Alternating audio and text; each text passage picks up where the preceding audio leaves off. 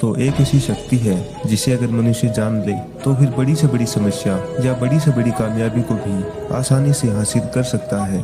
महात्मा गौतम बुद्ध हमें बताते हैं कि अगर कोई व्यक्ति अपने जीवन में ये गुण धारण कर लेता है तो उसके सामने बड़ी से बड़ी शक्ति भी घुटने टेक देती है और अपने जीवन की बड़ी से बड़ी समस्या से छुटकारा पाकर अपने जीवन में आसानी से कामयाब हो सकता है। आखिर कौन सा है वो गुण, आखिर कौन सी है वो शक्ति जो गौतम बुद्ध हमें बताते हैं, इसे जानने के लिए हमें एक छोटी सी कहानी का सहारा लेना पड़ेगा जो कि हमें आसानी से समझा देगी कि वो कौन सा गुण है जो अगर इंसान अपने जीवन में अपना ले तो अपना जीवन आसानी से बदल सकता है। तो फिर दोस्तों शुरुआत करते हैं गौतम बुद्ध की इस छोटी सी कहानी से।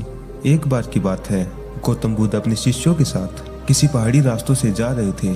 शाम ढल रही थी और सुहावना मौसम था। गौतम बुद्ध अपने शिष्य के साथ घूम रहे थे। दोनों प्राकृतिक और मोहक दृश्य का आनंद ले रहे थे।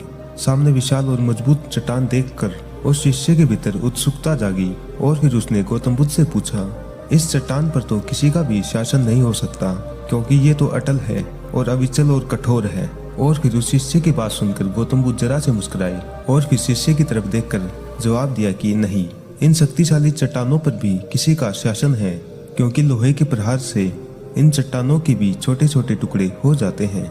इस पर वह शिष्य बोलता है कि तब तो लोहा सर्वशक्तिशाली हुआ। और बुद्ध फिर से मुस्कुराए और बोले, नहीं, क्योंकि आग अपने ताप से लोहे का भी रूप बदल देती है और लोहे को तपाकर किसी भी रूप में ढाल सकती है। और वह शिष्य बुद्ध की बातें ध्यानपूर्वक सुन रहा था। और फिर वो शिष्य कहता है कि इसका मतलब तो आग सबसे शक्तिवान हुई। और फिर गौतम बुद्ध ने उसी भाव में फिर से उत्तर दिया, नहीं, क्योंकि जल आग को ठंड और शीतलता में बदल सकता है और आग को शांत कर देता है। बुद्ध की बातें सुनकर शिष्य कुछ सोचने लगता है और बुद्ध शिष्य का चेहरे का हाव भाव देखते हैं और समझ जाते हैं कि उस शिष्य की जिज्ञासा अभी भी पूरी तरह से शांत नहीं हुई है कि गुरुदेव आखिर जल पर किसका शासन है। और फिर भगवान बुद्ध ने उत्तर दिया कि क्योंकि हवा जल की दिशा बदल सकती है। और वह शिष्य कुछ कहता उससे पहले बुद्ध कहते हैं कि अब तुम कहोगे कि हवा सबसे शक्तिशाली है, पर ऐसा भी बिल्कुल नहीं है। ना तो पर्वत शक्तिशाली है, ना आग शक्तिशाली है, ना जल शक्तिशाली है, ना ही हवा शक्तिशाली है। सबसे शक्तिशाली जो चीज है वह है मनुष्य की संकल्प शक्ति, क्योंकि इसी से पृथ्वी, जल, वायु, आग आदि को आसानी से नियंत्रण किया जा सकता है। क्योंकि इंसानी जीवन में कोई भी महत्वपूर्ण कार्य बगैर संकल्प शक्ति के असंभव है।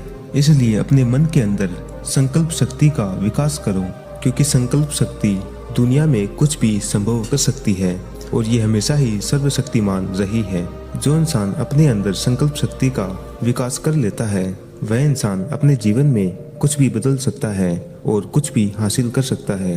दोस्तों, हम आशा करते हैं कि आप इस कहानी का सार समझ पाए होंगे। गौतम बुद्ध हमें बताते हैं कि मन की शक्ति यानी कि संकल्प शक्ति इंसान की सबसे बड़ी ताकत है।